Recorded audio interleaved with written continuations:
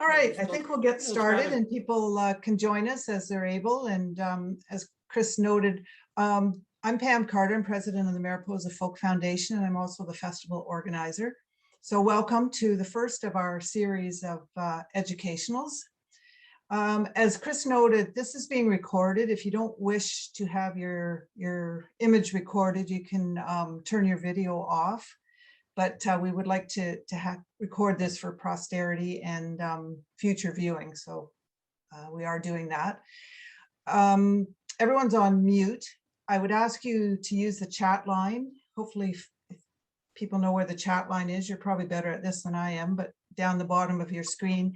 So if you have questions, just throw them up in the chat line. And Chris and Riley, I don't know where they are in your Hollywood squares, but they're going to watch the questions for Lance and manage that side of things. So without that, I'd like to welcome everyone to, as I say, to our first educational. We are so lucky tonight to have Lance Anderson with us. He is a Juno and Maple Blues award-winning producer, performer, composer, and presenter. And I would like to say he got his Bachelor of Music in the mail today from Western University after 44 years. He hasn't been working on it that long. It's okay. Just a funny story. So Lance is going to share a wealth of experience with us tonight. I've heard a little bit of what he's going to talk to us about tonight, and I was fascinated by it. And that was sort of the impetus to start this workshop and this educational series. And we're calling it Stage Smarts.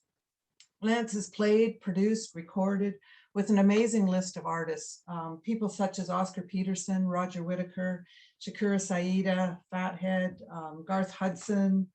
I mean, the list goes on and on and on, it's amazing. He's also the leader of Matchdash Parish, which is a 12-member roots, soul, blues, and ensemble.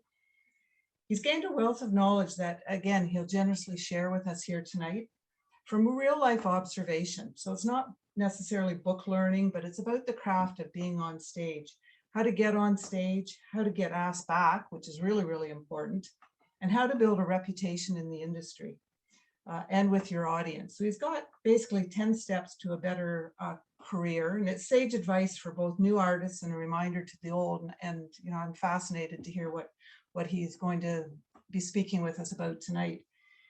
Lance has written for symphony orchestras, including Kitchener, Edmonton, Calgary, Kelowna, Wheeling, West Virginia. The list goes on and on. His experience is so vast. And he's learned these stage smarts that he's going to share with us tonight from this experience and from the guidance of artists that he's worked with. They're passed down tips, they're strategies that have been handed down from musicians and artists for at least 120 years. Times are changing. Staging is an evolving art. It's not a science, but there's certain basic principles that still apply. We'll learn what can harm your chances to succeed, but better yet, we're going to learn about what will give you success in the industry and building a lifelong career. So I should also note that Lance is also co-executive producer of Bouquet Jazz and Blues Festival in Panama and co-executive producer of the Beaches Panama Music Festival in Panama. Not only does he have broad international reach, but he's also the music curator for the Aurelia Center for Arts and Culture, past artistic director for the Aurelia Springs Blues Festival, and also does an annual Mariposa concert for our winter concert series. So he's got broad international reach, but he's got a local impact as well. So without further ado, I'll turn it over to you, Lance, and let you take it away. Well, thank you, Pam, and welcome everybody.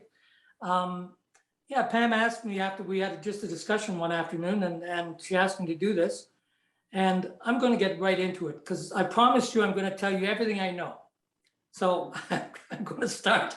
I've got a lot of things to talk about, and they're not in any real particular order of importance, but I'm going to just jump right in. Point number one, you can take notes, electronic notes, whatever you want. My point number one is to be courteous, to be nice to the people around you at these festivals, all the staff and volunteers, not just the person who hired you, not just the AD, not just the president, but to everybody.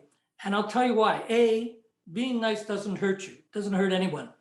Remember the old adage, it's a showbiz adage, you know, you meet the same people on the way up as you do on the way down. So being nice to people is really good business sense. And you never know what will come of it.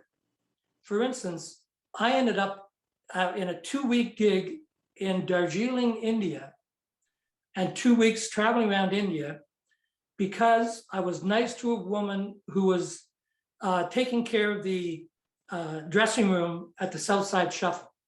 That's the only place I knew her. She saw, well, we sort of had a nice time, and this was only for a couple of hours, maybe, you know, you arrive there, you have your meal, you go perform, you come back. And a friend of hers was booking some people in India and needed a piano player to do it. So it's this kind of thing, like I never would have known that. You know, you don't know who you're talking to when you're talking to people, all these volunteers, they come from the community. Most of these people come from the community themselves. And they're also your best advertisers for future gigs. All the people at the festival, they talk, and by the way, they may review your conduct. If it's bad conduct, they may review it with when they have meetings, post festival meetings. Also, artistic directors, they all talk to each other.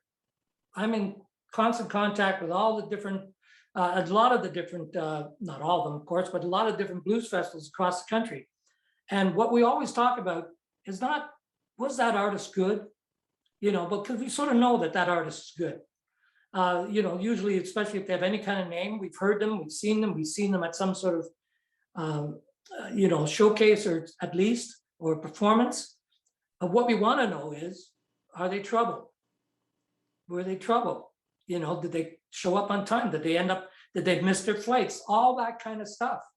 And that can really hurt you in a career if it gets known that you're trouble, you know. And I've known some very big artists that are not getting booked because they're too much trouble. So that's my first point, be courteous.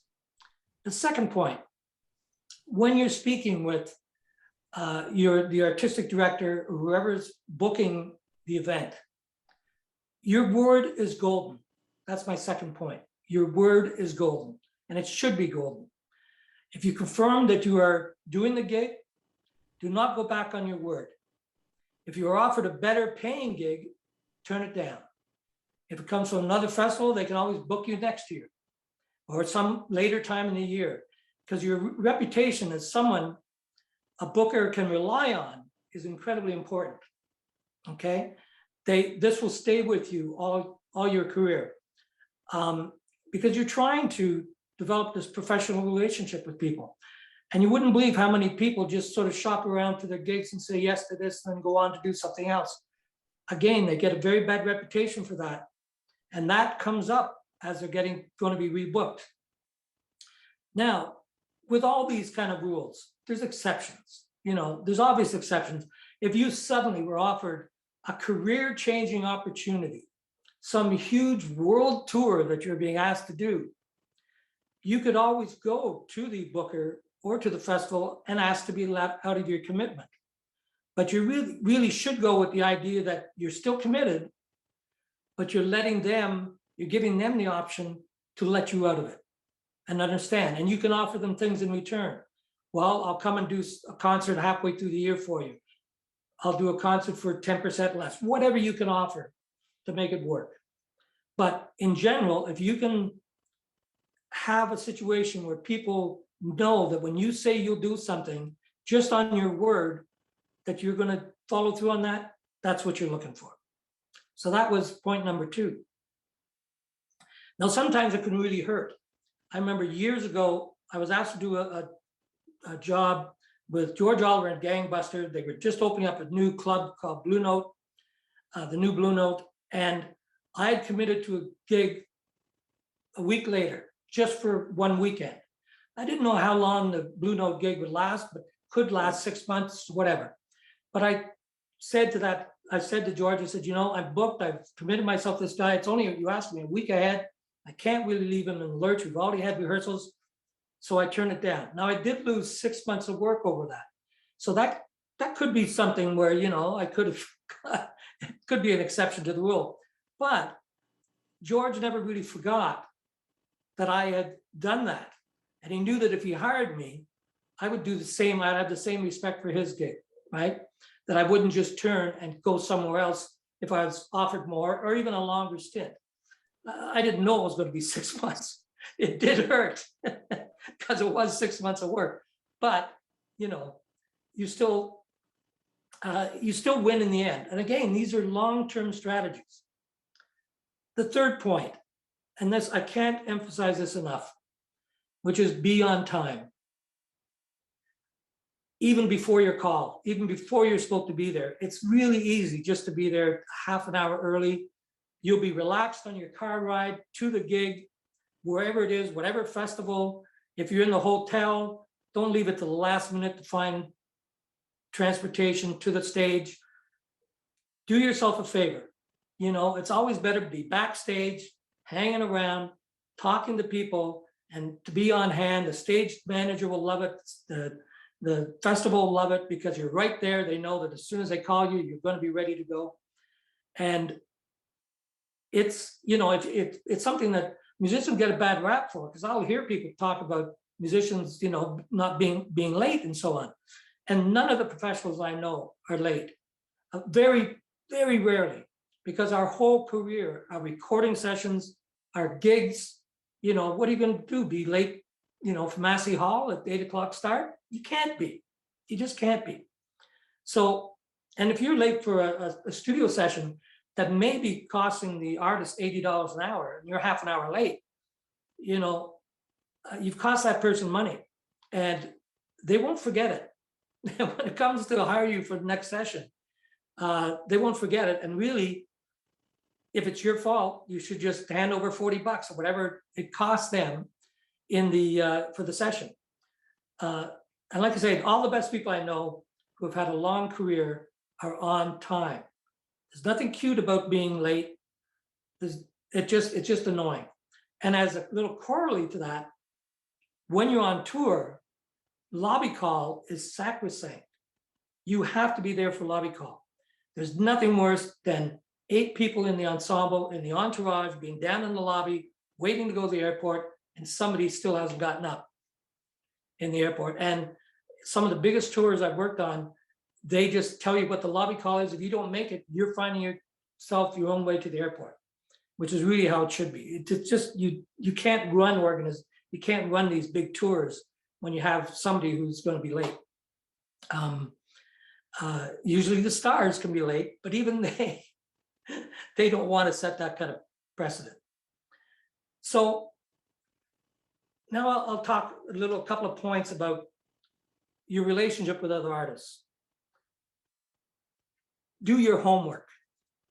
If you're asked to play with somebody, do not wait till the night before to call the artist who sent you tunes to work on 2 weeks ago to ask them that you're having trouble with the download.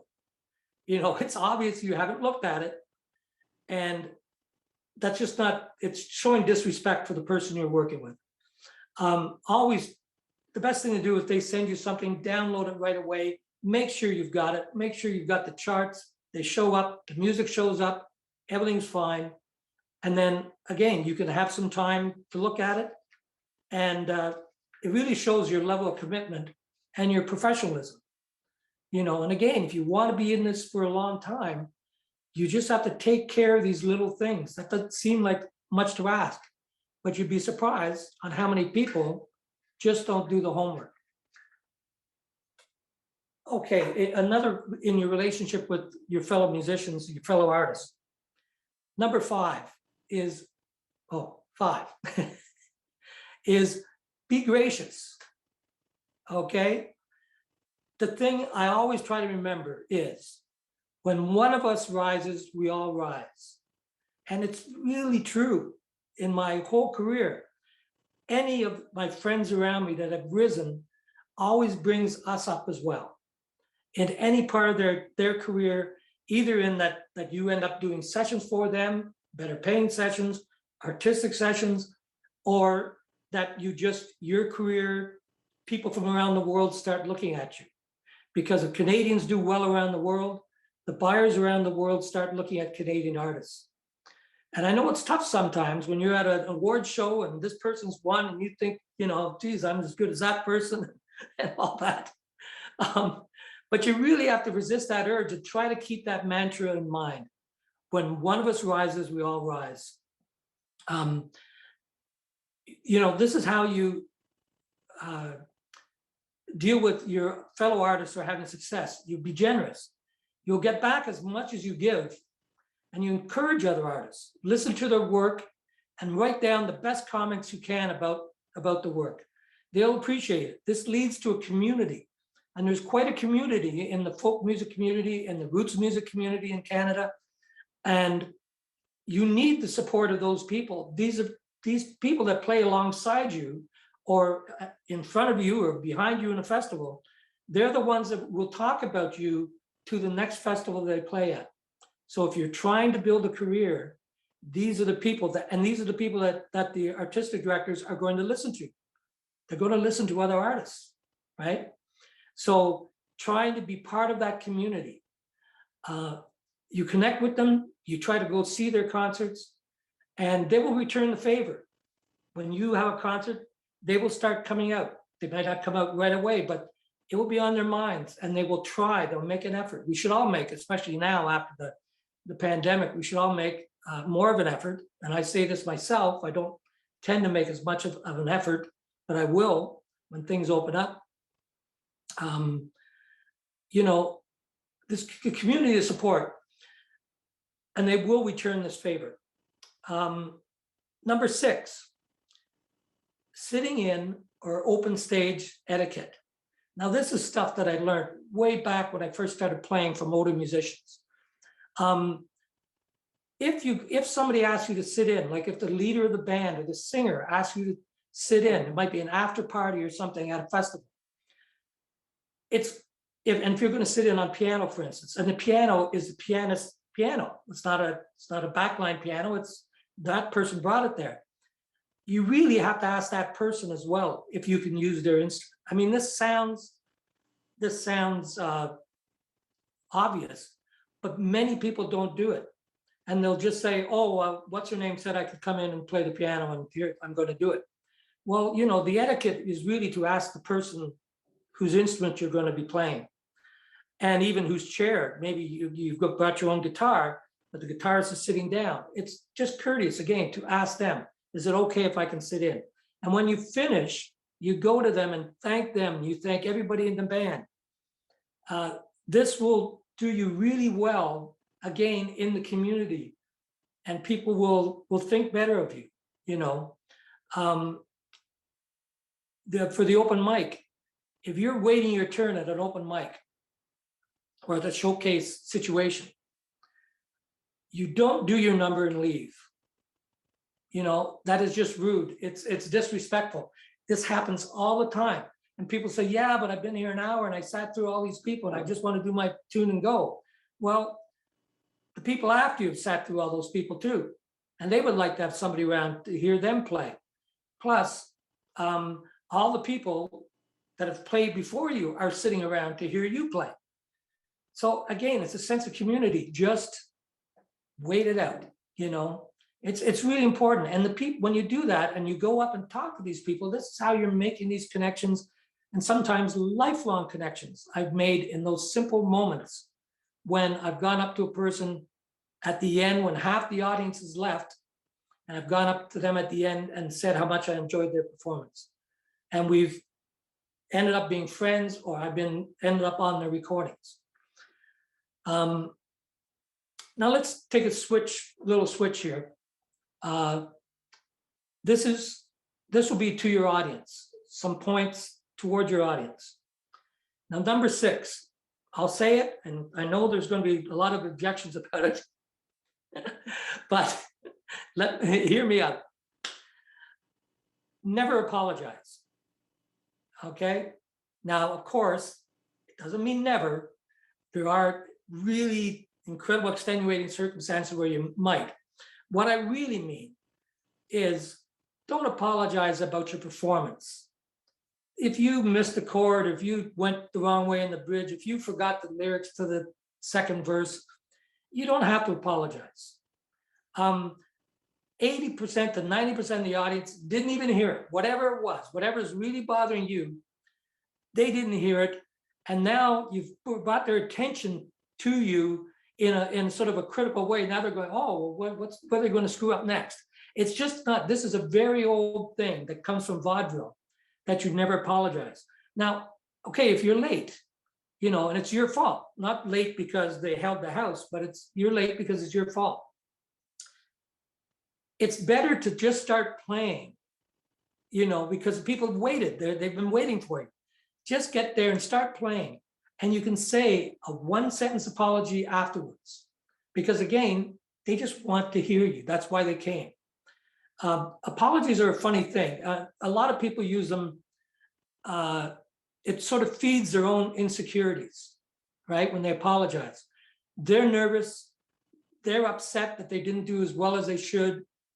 They think that people are going to be easier on them when they apologize. And you know what? Nobody really cares. Nobody cares about why you're late. Nobody cares about all this stuff. Nobody cares about the fact that, well, this is the first time you've done this tune. You really don't know, how well it's going to be. Nobody cares.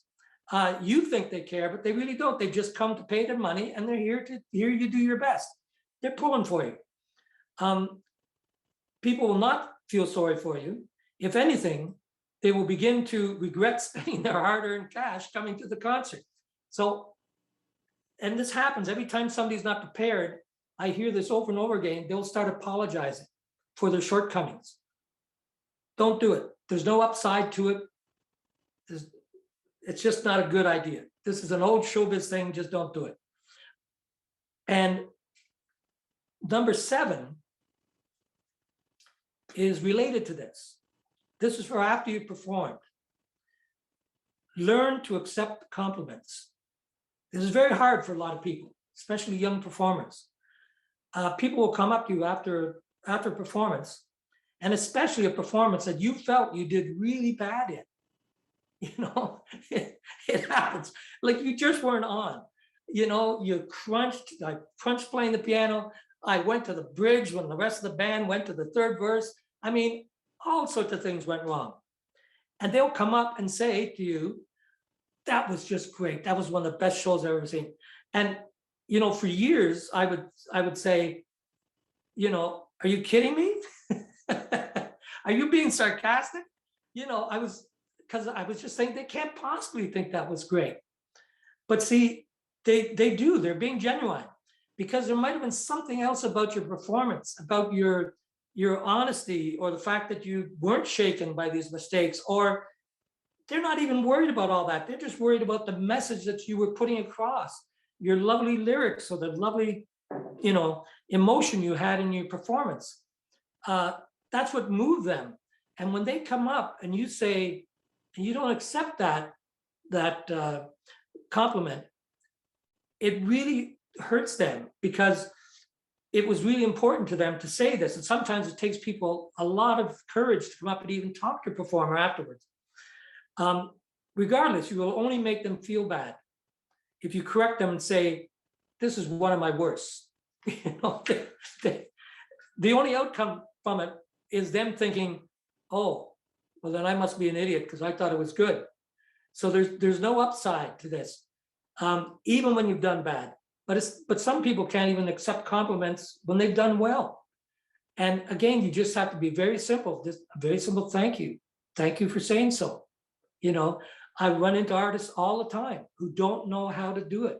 They feel embarrassed by it. They feel, and when you do this, because it never works, if you go against what they're saying, you'll never change their minds. They'll still think it was a good concert. And they'll change their opinion about you. They won't change their opinion about the concept. They'll go away thinking, well, that guy's kind of a jerk, or that woman was, not very nice. That's all that will happen. And the flip side of that is, that's a compliment. Now you have to learn to take criticism. And this can be very hard, especially when you're starting out. Believe me, I've had my share of bad reviews. It's part of the business, and you have to have a pretty thick skin. You can never go back to a reviewer and expect a change of heart. They'll never change. Well, it's never happened to me, and so I don't do it anymore. When I first started out, I used to go back and say, "Well, what do you mean? What about this?" And you try to make your case as if you're in court. It's not a court. It's their opinion, and you can't do anything about it.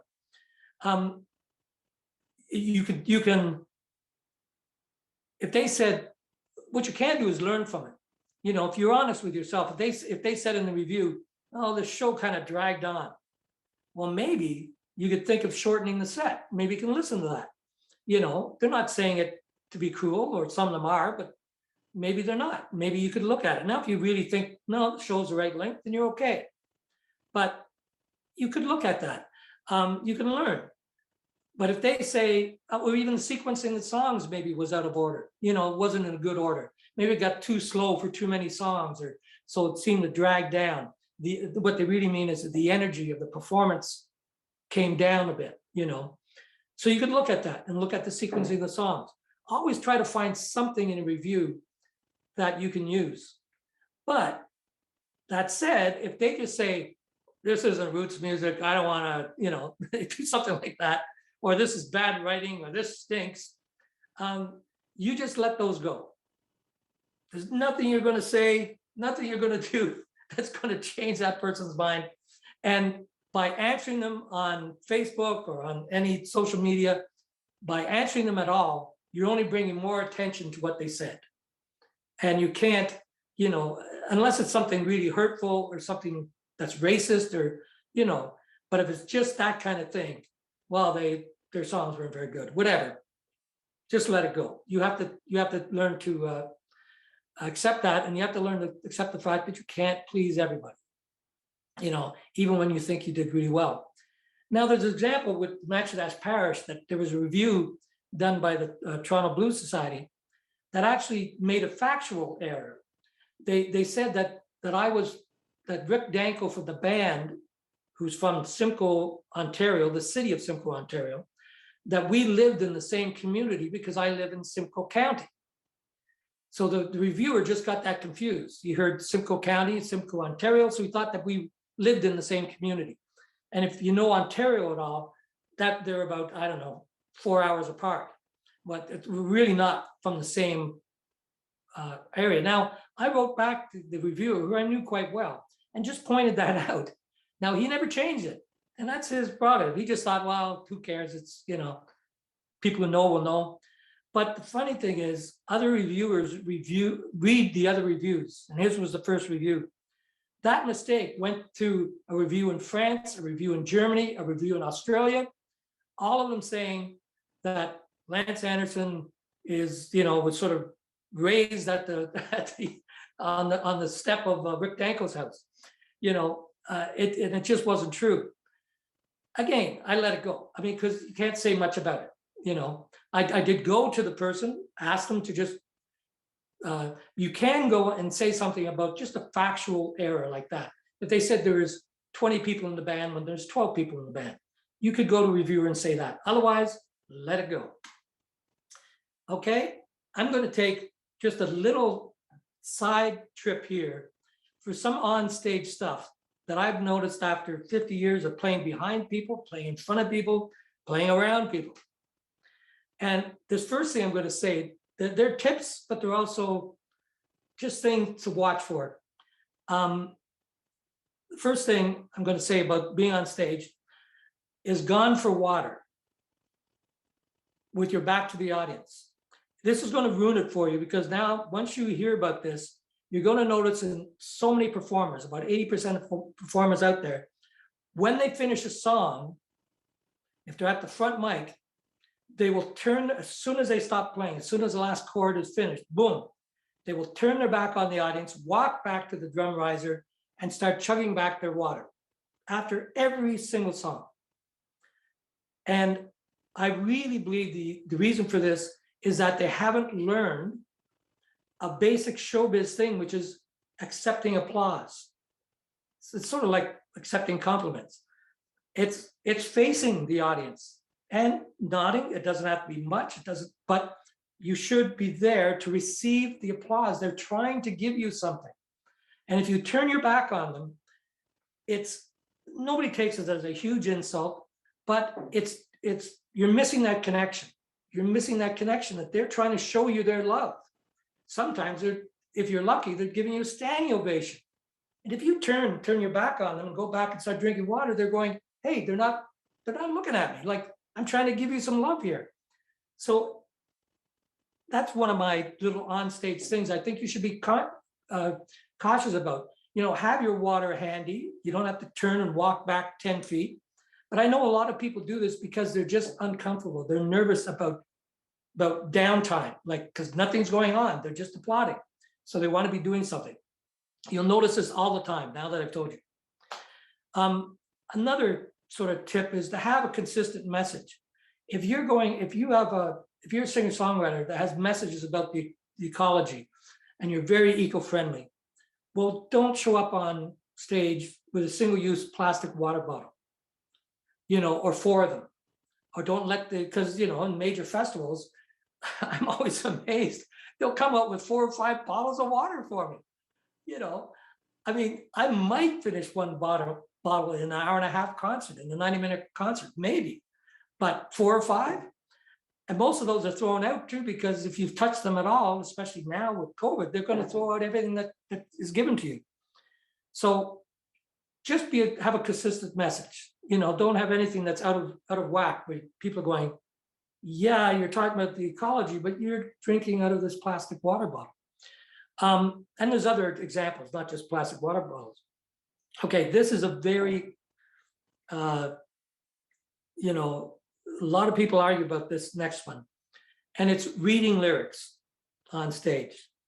And I know it's a generational thing, because a lot of young artists in their 20s will read off of iPads and believe it's okay. Well, I know it's less intrusive than throwing a big music stand in front of you and reading off that. You can have it sort of sneak down here by the side, but you're doing a lot of disservice to your audience and just to your image. We know it's hard to learn lyrics, okay? A lot of young performers say, no, but I find it really, really hard. I find it especially hard. Well, it's not true. Everybody finds it hard. Everybody finds it hard. And part of the reason why people come and pay to see you is that you're doing something that everybody finds hard. And they're just impressed. It's impressive to see Joni Mitchell do a whole concert of all those incredible lyrics, and she's just singing them, It's impressive to see anybody do that. And there's different times when you have to. Maybe you've been asked to do a gig at the last minute.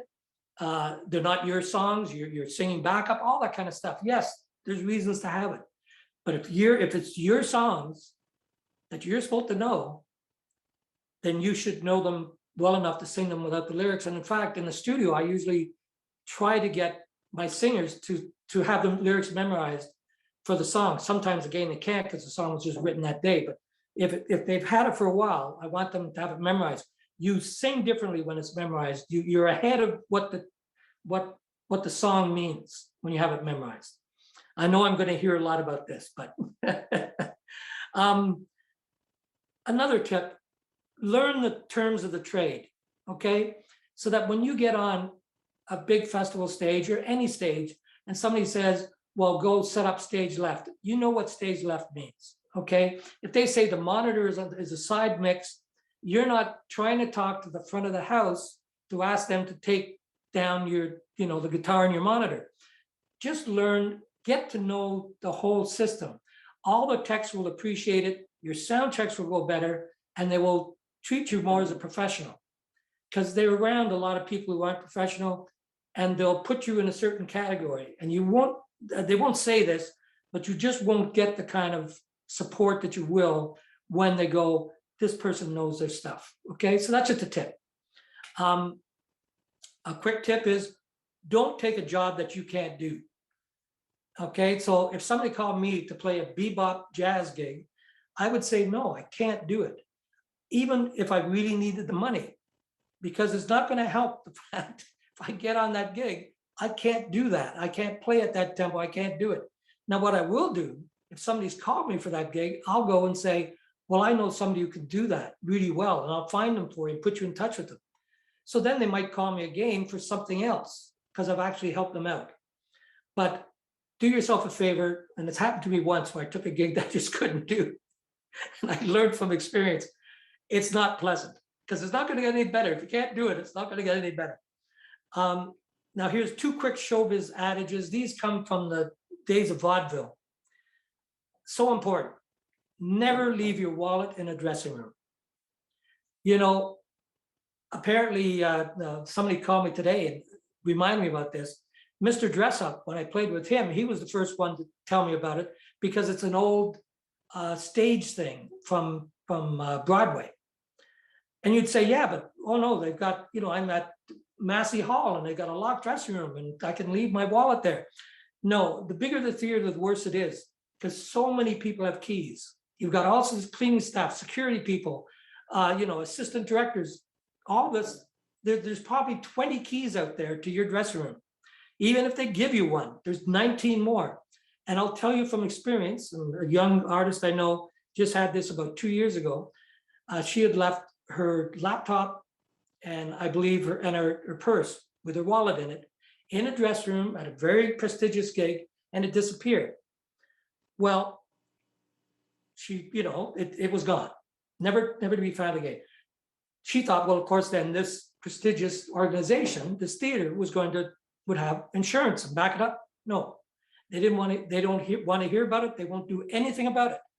If you lose your wallet backstage, it's gone, and nobody will do anything about it. No, you're not going to get reimbursed. If you lose your laptop, you're not going to get a new laptop. They will not do anything about it. Okay, and this goes back to the 1920s. It goes back to Louis Armstrong, Bob Hope. That's who a friend of mine told me that Bob Hope. This was one of his rules. Aretha Franklin brings her purse on stage with her. You see her walk out with her purse. I mean, this is an old thing because they've all had things go missing. Okay. They used to have one too that never followed kids or animals. That was an old vaudeville thing too. But we can do that now. Okay, I'm going to go to, again, number 9. Oh, we're up to number 9 already. Okay. This is as a leader, okay? If you're leading, if you're the artist and you're hiring people or you're the leader of the band, always pay your accompanying musicians, okay? If you can, try to have enough money on hand to cover the gig, whether you get paid or not. Because remember, a lot of people, especially new artists, they believe that, well, no, it's the venue's responsibility. If I didn't get paid, well, then you have to go and ask them. Or the festival, for whatever reason, got canceled, they didn't get paid, whatever happened, that it's their fault. Well, it isn't, because the festival hired you. They didn't hire all these other musicians. You hired the other musicians. Now, I know sometimes you can't have enough cash on hand to pay everybody, but I'll tell you, if you can, and if you got stiffed, you could take a loss, get a loan, but try to pay everybody what you had agreed to. I'll tell you, they'll never forget it. And when you call them for another gig, they will always answer your call. They will always be there for you. If they know this is getting back to your word is golden. If you've said that you're going to get paid no matter what happens, they know that about me. Anybody who works for me, they know I'll pay them no matter what happens. So they'll answer the call. The people who don't, then you'll get things like, well, no, I'm busy that weekend. No, I can't. You know, you'll get things like that. And always give credit to all your collaborators, on stage, off stage, in interviews. You'll only look better in your audience's mind. Music is a collaborative art form. Always hire the best musicians that you can afford and hire the people that you have a good rapport with or you get along with. Very simple. And this is my last point. I do have 5 quick points strictly about the business of music, which I think I should have time for. Yeah, but this is the last of my main points. It's after you've done all this and you spent all this time getting the gig and you spend all the time, you know, getting there on time, you've done all this. Once you're on stage or once you're in the studio recording, be in the now. Let everything else go. no matter what's happened, no matter who didn't show up in the band, no matter who is sick, no matter what has happened. This is your time. This is your point. This is what it's all about. And just try to be in the now. And that means do your prep work beforehand. Make sure you feel prepared, because the best way to not be nervous is to know that you're prepared. I'm only nervous when I think I haven't done my preparation for the gig. Just get yourself that you really feel, I know this stuff cold. And, you know, to be nervous is natural. Turn that edginess into excitement, that you're bringing your art out to an audience. If you aren't nervous, then you're likely in a rut and you're not challenging yourself. So you really should pick a song that you feel the most comfortable with to start. And that will get a lot of this nervousness out. Once you start playing, like, don't put your hardest song first. Put something that is a great opener, but that you've played for years, you really know it, you're comfortable with it. And halfway through that song, all your nervousness is going to start going away. And then by the time you get to the hard stuff, you'll be in such a better position. Give yourself time to settle in. Turn off that little voice in your head that says that you're not good enough. We've all got it. We all have that voice. This isn't the time to be thinking of that. You turn off all that stuff. You're now here. Say you're at the Mariposa Folk Festival on one of the stages or on the main stage, you're there. You should be there. You've been vetted. You're supposed to be there. So let go of all that negative stuff. And if you could just concentrate on what you're doing, you'll have the time of your life, really. You put your heart into it. Try your best. That's all anybody's asking. You're only as good in this moment as you are now. You can't be better.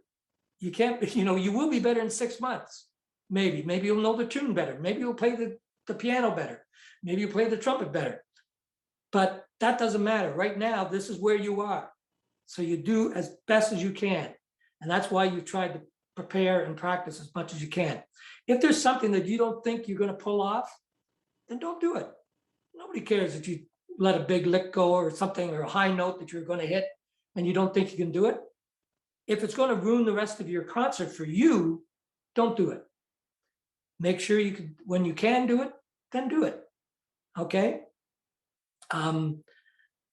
Your goal would to be make it like an exciting day on a new job. That's where the excitement comes in, the nervousness. You try to turn it into excitement. You've got a new project, you're excited, you're a little scared, but you're roaring to get going on this new job. And you should be just so excited about having the opportunity, because you know how hard you work to get that opportunity to play to this audience. And they're going to love it. If you're behind it, if you have your playing from the heart, people will respond to it. And not everybody, because again, you can't please everybody, but a good percentage of that audience is going to be with you. And if you really do that kind of a performance, the artistic director and the people that head up the festival, they'll be on your side too. And they'll be looking at you for the next time. Okay? So those are my 10 points. Now I want to, just in the little time we have left, and then we're going to open it up to questions. I just want to talk about more business things quickly. In the music business, getting booked, okay? Rejection. You're going to be rejected. This you have to learn to live with. It doesn't matter. I still call festivals, contact festivals, and I get rejected after having played some of them for 10 years or 10 times over 20 years. There's no point. It's very frustrating, but you can't get angry. And I've had artists get angry with me when I've been artistic director, and they start saying it's their, I owe it to them because they waited last year. Now I owe it to them, and they feel entitled to the gig now, and they'll get really angry. Well, this doesn't do you any good. Nobody that's gotten angry with me has ever changed my mind, and they probably don't get the gig the next year or the next 5 years, because you just don't want that energy around. If they're getting angry with you when they're still on the other side of being hired, what are they going to be like when they're hired? Like, it's going to be a nightmare. So just resist that urge. And I know it's frustrating and you will become angry. You've just got to stifle it. Just hide it. And because you're going to come back every year, you're going to be coming back. And there are many reasons why an artistic director didn't book you that has nothing to do with you. Quickly, previous commitments. They've already guaranteed other people to play. They're fulfilling grant requirements, sometimes requirements that they have to have a certain amount of people from different provinces if they're a national festival. And your particular province, they've used up that allocation for that province. So it didn't matter that you were better than the person in 4 other provinces away. That's come from your province. They already have 3 similar acts like you are. Say you're a blues act or a Celtic act. That festival, if it's a roots festival, maybe only has allowed certain amount of the festival to be Celtic, okay? So that might be the reason. They might have only certain spots in your price range. If you're demanding a certain price, well, once you're getting up into the tens of thousands of dollars, there's fewer and fewer spots. So if you're demanding, a reasonable price for your draw, then you have a better chance. If you're trying to demand something above your draw, then you're going to be with people that are drawing. Now, that's an important concept, the draw. And a lot of young people don't understand it. A lot of experienced musicians don't understand it either. What's most important in most festivals is they're trying to draw people in, right? They're trying to have an audience. And there are certain artists that over the years, or even over a year or over 6 months, have exploded on the scene and have a draw. They're actually going to draw a crowd to the festival of their fans. Now, it doesn't matter in the business sense of things that you play your stuff better, that you have better songs.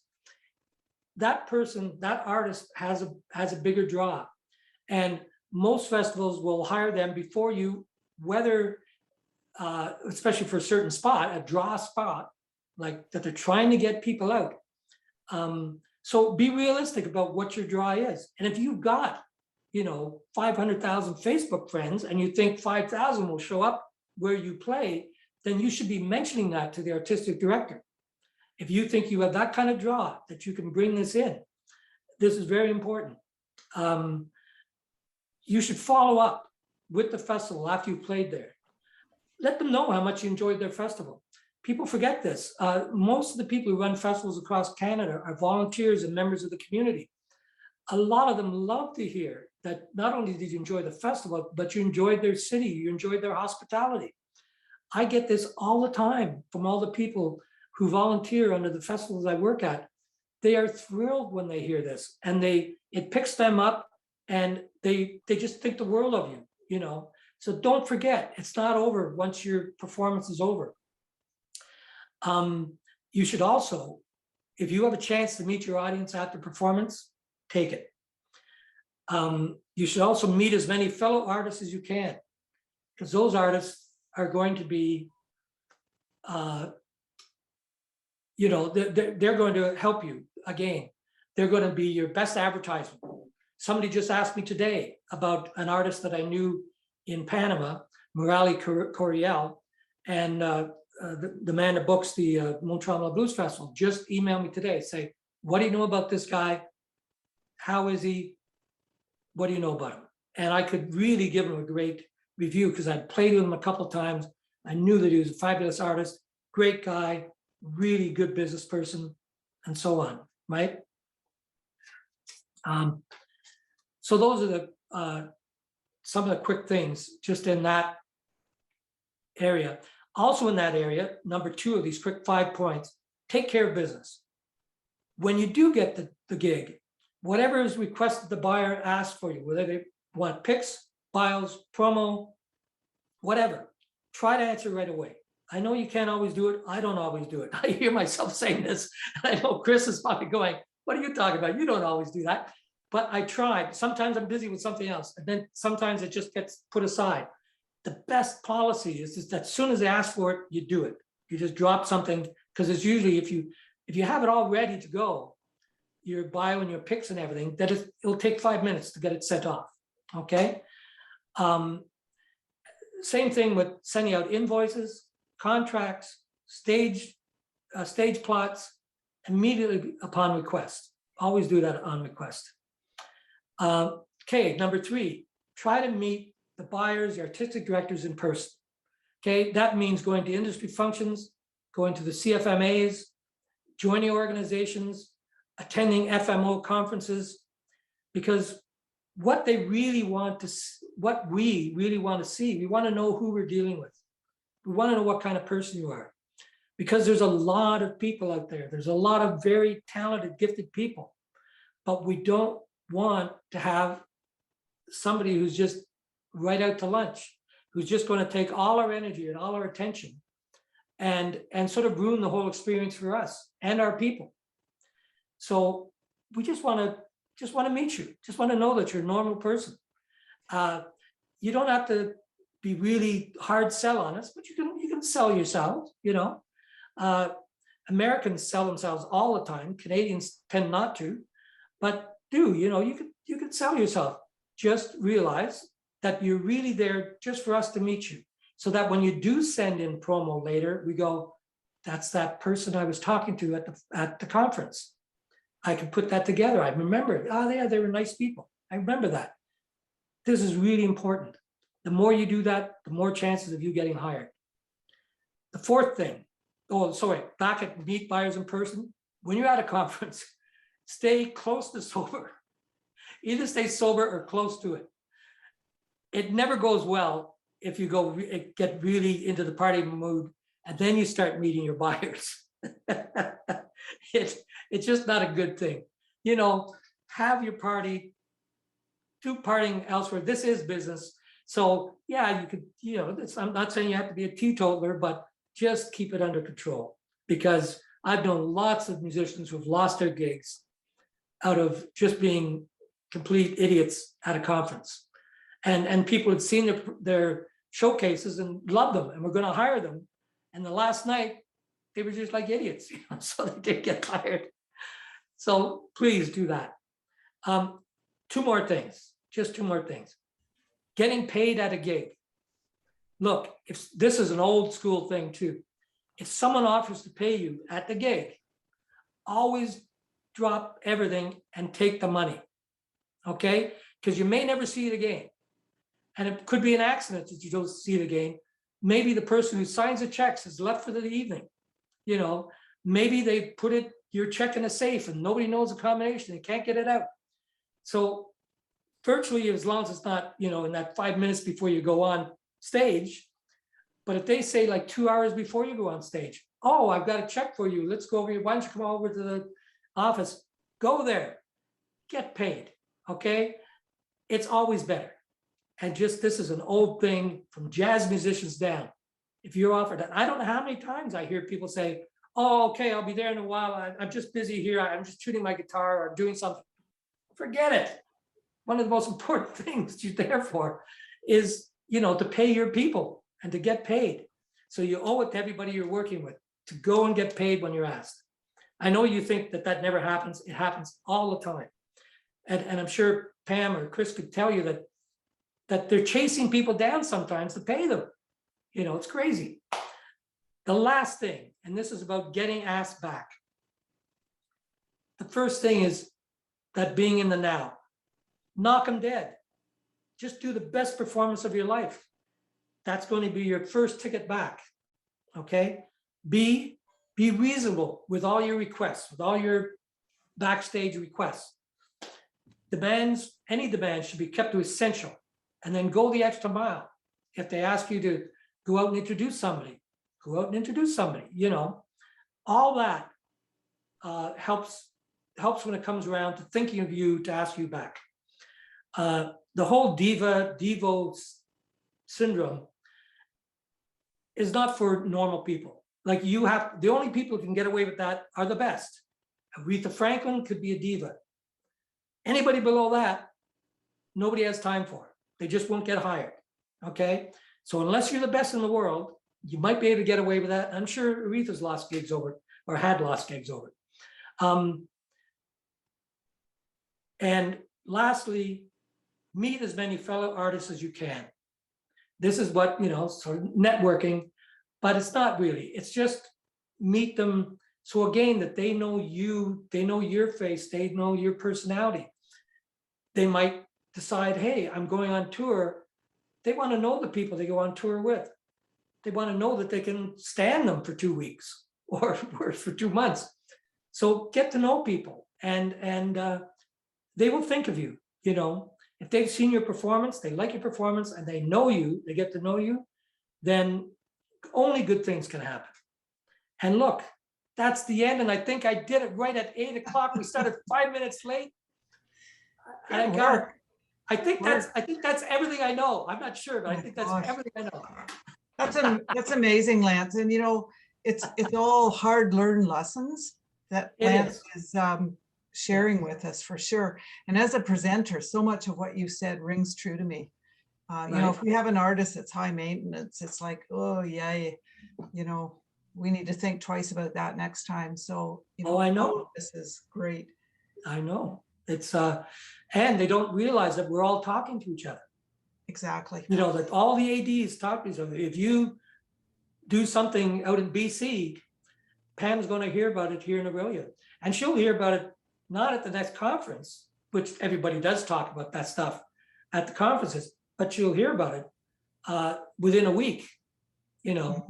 That's just human nature to share that kind of information, because you're trying to keep people out of problem situations. Anyways, I don't want to take up any time of your questions.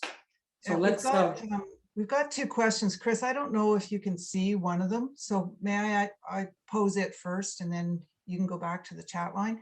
And then I don't know whether we want to then take people off mute and let them be spontaneous, but we'll do the 2 in the chat line. They could put up their hand too. I think you can do that on Zoom. Okay. But yeah, I'd like to hear it too from the people. Yeah. Okay. So the first one is what's the best way to start getting gigs? Cold calls, emails. I'm a pretty new artist, and I've just started playing live with the Canadian Musicians Co-op, but I don't have a large social media draw, and my listener base is spread out across the continent. Thank you.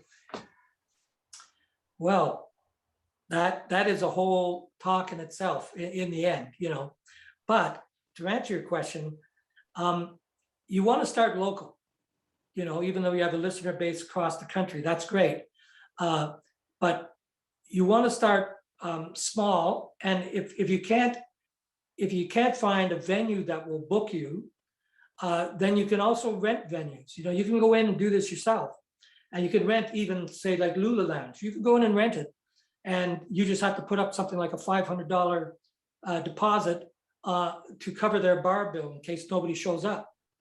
So this is a very good way of sort of showcasing yourself in a very professional venue with a great sound man, a good stage, good bar.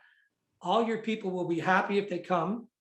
And you can get all your family and friends, but you're going to get all these people that are already listening to you. So that's the first thing. And try to invite other agents, bookers to that event. This is like a showcase thing, or like a CD release party. And usually you do this around a CD release. And then you can also, when you have something like a CD to promote, you can then go to the major media, and they might send somebody out, or they might actually do a spot on CBC about it. What's going on tonight? Something at Lulu Lounge. So it can be, at first, it can be very self-directed, that you're actually doing it yourself. That's the bad thing, but it's also the good thing, because you're not asking anybody's permission. You could go and rent out Glen Gould Theatre too, and do it in the theater. It's expensive, but if you think you've got the audience and you can bring them in for that one show, that's a great thing. You can do a lot with that. And of course, if you have an opportunity like this, film it. Film yourself doing that, because then you can send that film out to different festivals and so on. And it is cold calling the festivals. But the important thing is, if you're let's say a jazz flute player, No, I shouldn't pick on a jazz flute player. I'm thinking of Bill McBurney. But no, if you're doing a style of music that's outside, if you're doing, well, if you're a classical music singer, you wouldn't be cold calling blues festivals to hire you. But people do that all the time. They just look up, they get a list of festivals, and they start sending all their stuff to festivals that really never hire anybody like them at all. Or they're a heavy metal band and they want to play at a classical music festival, because they heard that Perry Sound is a classical music festival. So just be wise about who you apply to cold call. Make sure that you're right for that festival. And most festivals like Mariposa have, they have auditions and stuff as well. So if you're really starting out, you want to try those things, and you want to go to these conferences and play and try to get showcased. Sometimes there's even in-room showcases that you can do. Can I jump in with the question from the chat line? Yeah. This is a great one. One of your business points was about knowing how much of a draw you are, and that the draw that you have relates then to the fee level that you slot in at. Now, many people on the call here or on the meeting here are starting out, so emerging artists. So you don't necessarily know what your draw is, or your draw may be minimal at that beginning. Right. How do you know, therefore, where to slot your fee that you're going to request? If you're, whether you're a solo artist, a duo, or a band, how do you know, what's your starting point for thinking about where you set your fee? Right. Okay, this is a really good question. Never be hesitant to actually ask the buyer what they would like to offer. Okay. Now you also know, say you're in Toronto and you're being asked to play the Wasaga Beach Blues Festival. Well, you're going to have to drive that, your band's going to have to drive that distance. Think of what you would like to have to make that trip, okay? If you're bringing 4 people and you say, and I know you're just starting out, you're saying, well, we would do it for $75 each. You might think, yeah, well, if it was around the corner, you might, but really, this is if it's a festival, they have a budget, and you'd say, I would say, for a beginning band, at least $150 each to the players would make the trip worthwhile. So now you're looking at $600 as a starting point,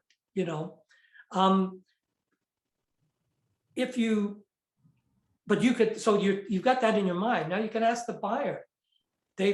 You've sent them promo, they're in discussion with you, they're interested. So you can actually ask them, so what are you thinking of? They may offer you $800. They may offer you $1,000. They may offer you $400. At least if you thought about it, you could say, well, for $400, well, then I could take 3 people. I won't take 4 people.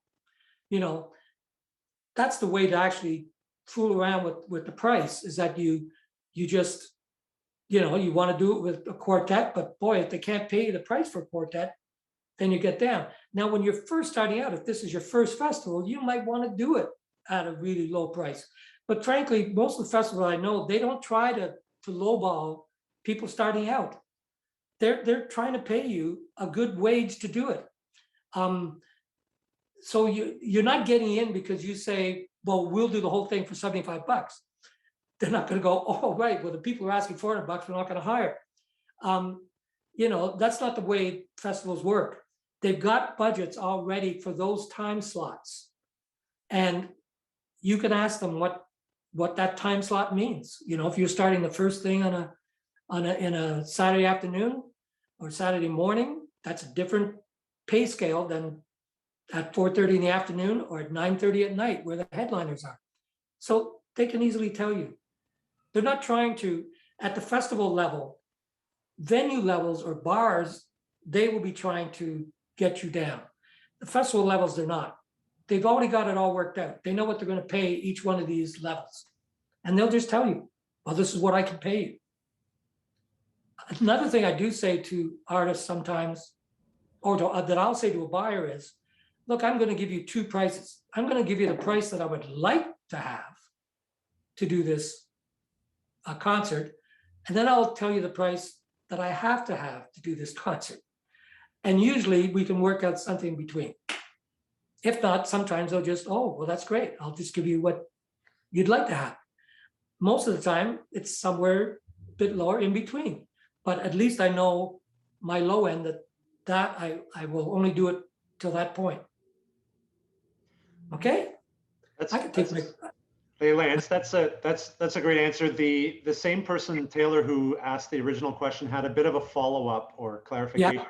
Yeah. And that's in this back and forth about fees, whether it's a negotiation or a discussion. Yeah. How early in that exchange is appropriate to start talking fees? How early in that exchange can you say, well, how much were you thinking, or how much works for you as? Oh yeah. You don't have to worry about talking money with people who run festivals. They're quite used to it, and I know a lot of artistic people find it hard. You know, I worked with a guy. I won't mention his name, but he could not sell a CD. He couldn't sell a CD. Like if after the concert, if people came up to him with a CD to sign, he would just give it to them, and he wouldn't ask for the money. He just couldn't do it. And some people find it very hard. If you're going to be in business, and this is the music business, this is your career, you have to be able to ask for the money. All the festival people are asked for money all the time and are asking for money. So they're very comfortable with you saying, oh, because you'll wait for them to say that they're interested. And they'll say, once they start saying, hey, you know, I saw you at that performance, you know, the showcase the other night, and I really liked it. And, you know, our festival is between July 8th and 12th or whatever. And I was wondering if you're available at that time. Well, they're showing that they're interested in you. They want to know your availability. And then at that point, you can look up your calendar and say, yes, I am available, or I'm available this day and not that day. And you can ask them, well, what time were you thinking? Because you know, the later, they're thinking more of you than if you're the first acts, at least price-wise. But if they give you the time, you can always ask for the time. You'll get an idea what they're thinking of. And then you can just ask right then. You know, nobody should be shy about that, because it's your life, and you get used to that. You'll be asking about money and what you're worth for the rest of your life, and try never to sell yourself short. You know, be realistic about where you are, and if you can start rising and you start getting, you know, more airplay and your name starts getting around and people start recognizing your name, all this goes into increasing your price. And you'll feel it from the artistic directors. They'll come and say, look, we really want you at this festival. We really need you. I saw that this is the perfect act to close our festival. Then you know you can ask for a closing price. And they're telling you right there that they want to pay for a closing act, you know. So hopefully that answers. That's great. That's great, Lance. We have another question in the chat line from Sean saying, how do festivals react if you ask for a union contract? It differs. It differs with festivals. I don't know. I've never done a union contract with Mariposa, so I don't know if you do them. Chris, do you do them? I mean, I don't do the negotiations with the artists, because that would be our artistic director. Yeah. It's really not it's not something that I've seen much of at all. No, and usually what happens is that the artist, especially when they're at a certain level, they will be the actual signatory to the union. So if they do a union contract, it would be the artists themselves that are giving out a union contract to whoever they're employing. Like I said, remember, the festival is only paying that artist. They're not paying everybody else. They're paying the artist the fee. The artist is then distributing the fee. So I would talk to your leader and see if they are signatory, because you have to actually be signatory to the union. In other words, you have to be a member, and you have to. There's a process to go through to become a signatory that you can actually then sign union contracts. I know Ken Whiteley has always had union contracts when I played with him. And mainly he was doing it because you get to put in for pension. And he always thought it was a great idea to have all his musicians. Yeah, you made, instead of 250, I'm just throwing up a number, you'd make 230 with him. But it really did make a difference years later when you had this pension from the union. So some festivals may do it right with the artistic director may have no problem with it. They may be signatories to the union. I just know that not everybody is. Yeah, and we've had Ken Whiteley lots, so I would suggest that's probably been the case. Yeah. Sean, if that's not clear for you, if you have other questions, you could take yourself off mute and ask if you like. There aren't any other questions in the chat line right now. So like Pam said, here we go. Yep, I there are. spoke too Yep. soon. There's Hi. one just popped up. How about I take the one from the chat line and then we'll go to Paul right after because I saw his hand up. Okay. So Two on the chat line. okay, perfect. Oh, you're right. So the first one is, how do you order an initial message to festivals? Is there a way they prefer to get your EPK? Well, I should let Pam, well, if we had Liz here, she'd know better, but I should let Pam and you answer that for your festival. It's different with every festival, by the way. The festival in Boquete, Panama, it's more personal, and most of the artists are asked to come, right? Because it's so far away. They're asked. So people aren't submitting stuff to us. We're asking people to come. But say for Mariposa, what's the answer? Yeah, I would say it's very similar to that in that, and I think this is true for most of the larger festivals, is that there's not a lot of artists are hired out of the blue by contacting the festival cold.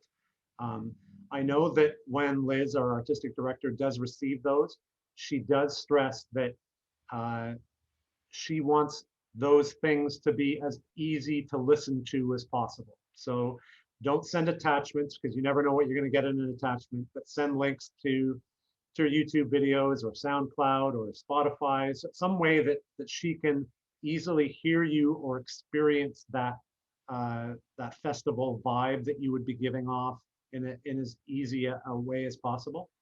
But that most of the people she hires are people that she's seen at conferences or at live gigs or in touring around. And the exception to that would be at Mariposa would be our showcase event where new and emerging artists get to come and try out basically. And I think a lot of festivals have similar experiences to that. Do you want to add anything to that, Pam? No, I was going to mention showcase, so that's great that you did. And I think I would also have one thing to add to it, which is being an opening act for an artist at their venue, either in a theater situation or not. The pay for opening acts is usually not very good at all, but you are not only getting to play to their audience that has come to see them, very specific audience, but you may also be playing to a presenter that has come to see that artist in concert. So you may piggyback onto their showcase, basically. And people have been hired from that. You know, people have even been hired from doing a feature song, like they're in the ensemble, but they're featured one song, and it was so good that they get hired if the buyer is there to see them. You know, so when you ever do any of these conventions, some of them are just make money schemes. You know, you have to make sure that you do a convention like FMO, or I could say the Toronto Blues Society Blues Summit, that all the festival artistic directors are there. They're there over that weekend. And so you're not just playing to a bunch of your friends in one of 32 clubs around town, and there's nobody from the industry there. Whenever you do a showcase, make sure that it's for the people who are actually going to do you any good, which are the buyers. That's great, Lance. And the next question is somewhat related as well. It's, again, how does one get to the artistic director, or how does one get one's one's face or one's music in front of the right people? Are there any shortcuts? Are there any recommendations Well, of getting yourself heard by the people who are going to make the decisions about hiring? yeah, it's virtually the same, although because of the internet, it's all entirely different. But it's getting your face out in public. That's what does it. If you have videos and you record your songs and put the videos out and do just, especially to the media, all these buyers are listening to the CBC on a regular basis. If the CBC plays your song, and if it's really great, and the CBC is sitting there talking about it, and then the CBC calls you up and asks you to do an interview. This is how, much more than cold calling the festival, this is how artistic directors will hear of you. So it's getting that exposure through promo, but through free promo, really, because this stuff you're just putting it out.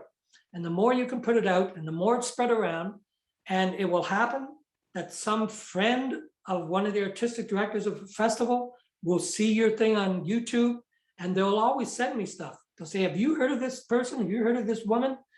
Just isn't this amazing what they're doing? That's how it comes to you. All this different stuff comes to you. Sometimes it's not that amazing, but a lot of times it is. And it could be, they say in advertising in general, you have to hit people 3 times with any ad before they do an action on it. So if you're doing a concert, they would have to see the ad for your concert, and usually in 3 different locations, on the internet, on a poster at the venue, and then hearing about it on the radio. And then they will actually take action. This is what marketing people talk about. So they'll actually then press and say, we'll buy a ticket. So it's virtually the same thing with you trying to reach artistic directors. It's their job to have their ears open, and it's their job to be trying to find you. And really, if you're great, if you're talented, even as a music producer, I'm looking for people. I can't possibly just open my doors up and say, anybody who's written a song, send me the stuff. I'd be getting 10,000, recordings a week sent to me. But believe me, if somebody comes across my door or comes across the screen that I think is really exceptional, I'll be getting in touch with those people. That's our business. That's what we're doing. So you can't just sit at home and write letters and hope that it's going to come to you. You have to be doing it. In other words, you have to be out playing, like I said, your own gigs, even if you have to finance them yourself, and you have to be trying to get on opening sets with people so that other people can see you, and you try at any opportunity to play. Canada Day, doesn't matter, wherever you can play. And especially if you're doing original songs, get your songs out. Try to get other people to sing your songs. That brings it back to you as well. One of the things we've got to hear Paul's question here. Just before we go to Paul, one of the things that we look for is audience engagement. So Right. when we're watching you perform at Showcase or whatever the case may be, or at a conference, we're also looking to see how the audience is reacting to you. So just keep that in mind. Sorry, Lance. Yeah. Paul, what was your question? You answered a lot of it, Lance, in terms of some of the ways to get your body of work known. But like in the case of I write my own songs and perform them, and it's a question of, like you mentioned the CBC. If you were to forward a song that you've written and performed, and as a link, I guess, would they, who would you send it to on that side of it? Because there's all these personalities that live on the CBC, but who's the person that you would send that to There used to be a name I could give you, Mark Riom. Oh, It used to be one person at CBC Toronto that I'd bring a box of 30 CDs down to and give it to Mark, and he would listen to the CD and decide which CBC shows across the country he would send them to, and he'd put them in every library across the country. They don't do that with physical CDs anymore. And they sort of do it through CBC Music. And if you can figure out the cavernous, what's going on there, I haven't been able to figure it out. But you still can contact the actual shows themselves. But I'll tell you, like CBC Radio, which is the best organization out there for Canadian artists, they get hit a lot. They don't want to see stuff that not that it couldn't be done in your basement, but that hasn't been professionally mastered, or that's not out as a commercial CD. They would rather see that, and they'd rather know that you're doing a CD launch, right? That gives them a date. You can contact a month before, and they go, okay, Thursday on this date, you're doing a CD launch. We may, if we have time, if we can fit you in, if there isn't another big news story the day before, we'll call you and talk to you about that. But they want to know that that's actually happening. Not just people who are doing like, well, I had this idea in the basement and I'm going to send it out to everybody. That doesn't work that way. And also in your CD launch, you're sending a CD package to every radio station in your genre across the country or across North America. When I release a blues CD, it's going to over 200 blues festivals and radio stations across North America. And I've got a professional publicist who does all that, right? And they're used to her calling them with artists, and they know that she takes people at a professional level. She's not taking stuff that's not being released commercially, right? So it's all that kind of thing. You could find these publicists. Well, her name is Sarah French, publicity. Sarah will thank me.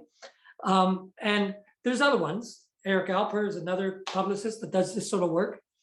And they have it all set up. Like they'll send you a mailing, you can have a whole mailing list you can send your stuff out to. So when you start getting airplay, again, if your music's good and it can find an audience, and frankly, most people can find an audience. It might be a small audience, but you'll find an audience. Once you start getting airplay, again, you're becoming visible to the artistic directors. It was about, like, keying on what you were saying there, Lance, is that it's having the horse in front of the cart. So you need to produce some material that you can distribute to the people that need to hear it. So in that case, it's produce a CD of professionally recorded sort of material. And then that becomes a springboard to engage with the buyers, I guess you call them, right, and other media people. And like I said, this day and age, like people have great recording systems in their houses. I would recommend, as a music producer myself, I would recommend that, yes, you can do all your recording at home. You'll learn a lot, or maybe you're really good at that to begin with. Maybe you're already a budding engineer. You can do all that. I would recommend taking it to a professional studio to get it mastered, because they'll do things to it. Sometimes I can ruin it, but they usually will do things that will bring it up to this professional level. Just in even the actual levels, the physical levels will be higher than what most people can do or stand to do at home. And they're doing this all the time. They know exactly even what genre, how loud something has to be for that genre, what sort of sound it should have. It should be brighter, like smooth jazz is very bright in the high end, very warm in the bottom end. They already know all that. Most people themselves, most songwriters don't know where that fits in. So yes, you can do a lot at home. I mean, actually, I would mix the record at a professional place, but I do most of my recording at home. I do a lot of it. I've got my piano here, my Hammond B3. I do a lot of many people's records right out of here, and I do all my editing here at home. I just take a hard drive down to the studio, you dump the whole session onto the studio, and I come home, do all the editing. And so there's ways of doing it, really keeping the budget in, because the trouble with the industry right now is because of Spotify, there's no money in it. Like your CDs are not going to sell, so you may not do, because you can release stuff now just on as digital releases, and so you can be getting airplay through Spotify and all these different, all the different digital stations, but I think it's still wise to do a certain run, even if it's a 200 CD run or 500 CD run of physical CDs with the artwork, because that is still your best calling card. If it's nothing else, it's a good business card, you know? Okay, thank you very much. That helps me. Okay. It lets me know what next step is. When we go to Sorry? conferences, we grab CDs that are left in the performance rooms. So Lance is right, it's a good calling card. Yeah.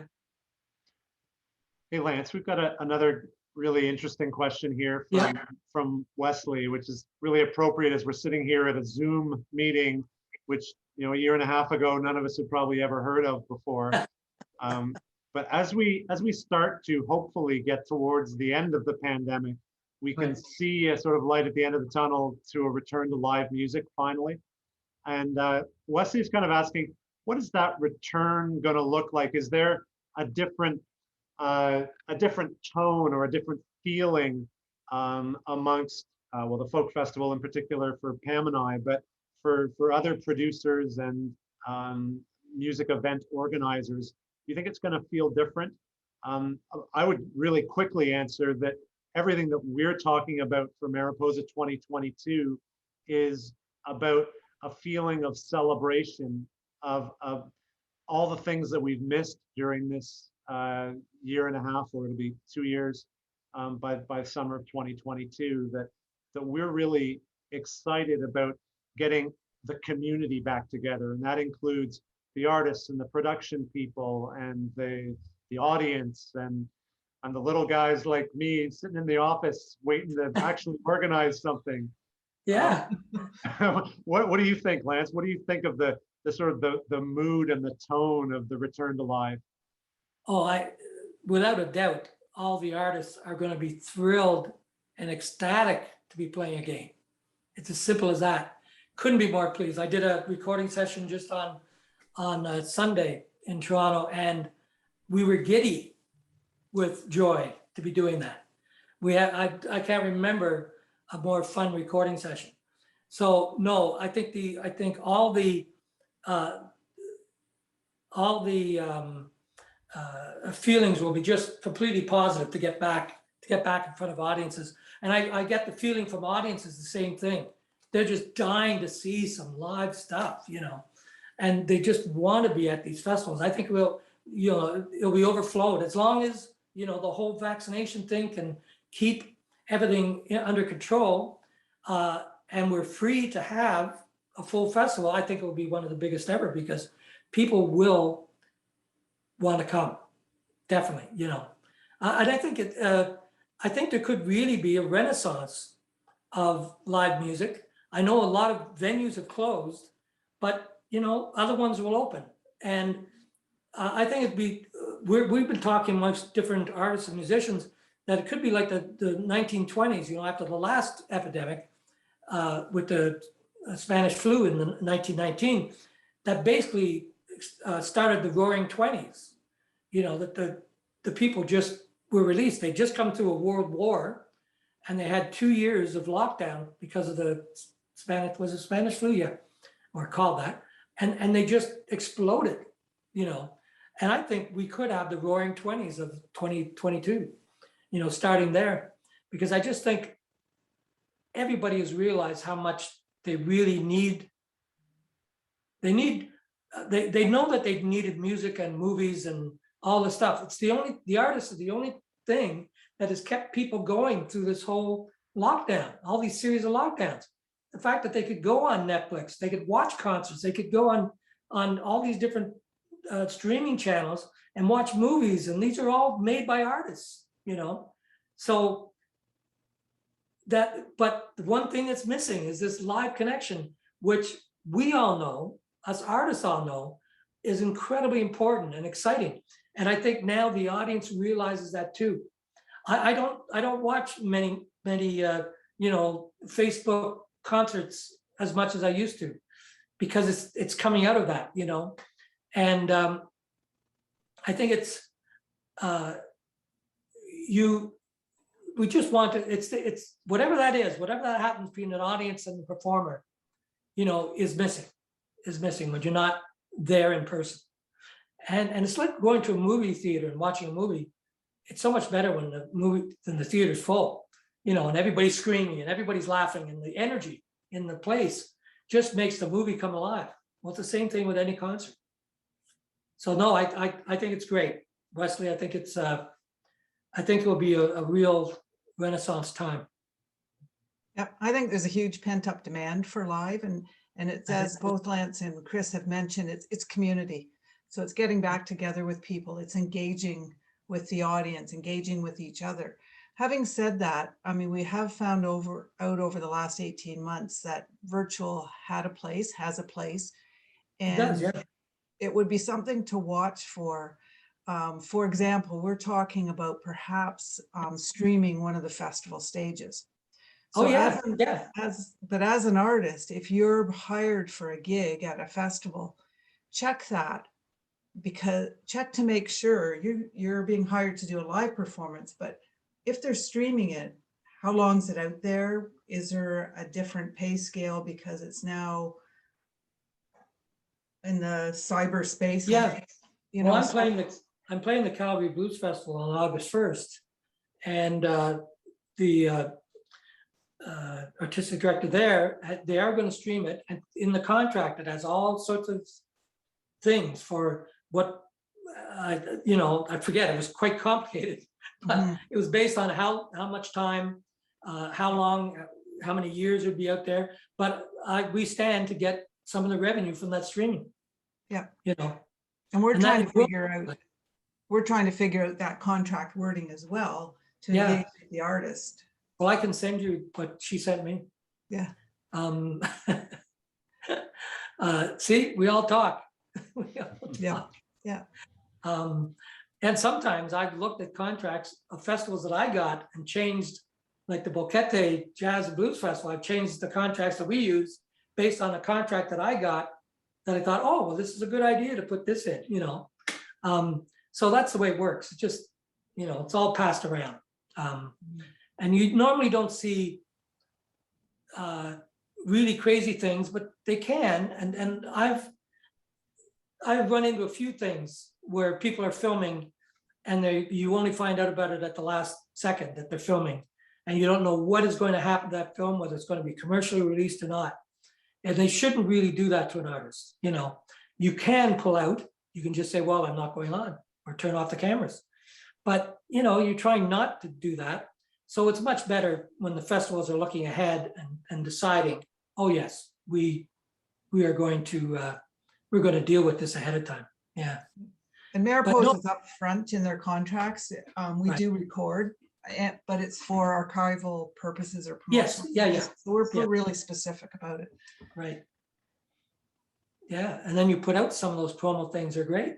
Yeah. I love some of the concert footage that you have out of about Matchadas Parish and the Last Waltz show. They're great because it's shot with 5 cameras. It looks great, sounds great. So yeah, we like that. I like that kind of promo. Any other questions? Folks can unmute if you want to ask verbally. Lots to think about, that's for sure. I've gone down the list of everybody. I'm looking at about 6 people, but I see there's a lot of people still. Yeah. So I'd like to thank everyone for taking time out of their night to join us on the first educational. I really, Lance, thank you so much for sharing your wisdom with us and your experience with us. It's priceless. It's all little tricks of the trade, right? That unless you've experienced the situation, you may not know. And yes, you will see Lance around. And great with Chris, you had a patio gig that sounded like it was pretty successful. So I think we're headed back in the right direction. That's time still, but we're getting there. And we are doing the Matchadas Parish on August 22nd. We're doing a virtual concert recording, but we'll actually have some people in the audience as well. We just don't know, of course, with the city of Aurelia and the Opera House what their restrictions are as of yet. But we're going to have some audience, and it will be a virtual thing of the parish, which is just a rockin', soulful, great time. Going to the Opera House today with the 2 production guys felt so great. You know, we were back in the business. Yeah. So, Yeah. The only other thing I would add, Pam, I mean, besides my own thanks to Lance for putting this night together, which was really educational and great, is that we are planning on this being the first in a series. We're calling it the Incubator series, and hopefully there's more lessons to be learned from the sessions to come. So stay tuned, and we'll get the word out certainly to everyone who participated tonight. yeah, and if you can let folks know that couldn't make it tonight, that we'll have this on YouTube, Chris. Yeah, that's the plan. We're just going to edit it down just to cut out the beginnings and the ends, basically, to make it a bit easier to watch, and then we'll get it up in the next couple of days on our YouTube channel. Yeah. Can you make me sound like Ray Charles too? Yeah, absolutely. I just want to say thanks, Lance, for this. It's wonderful. Thanks for the Mariposa people for putting it on. That's great. Thank you. Well, thank you, Paul. Yeah, this was fabulous. Thank you so much. Oh, thank you, Taylor. Thanks, everyone. Hope to see you at the next one. Okay, good night all. Thank you.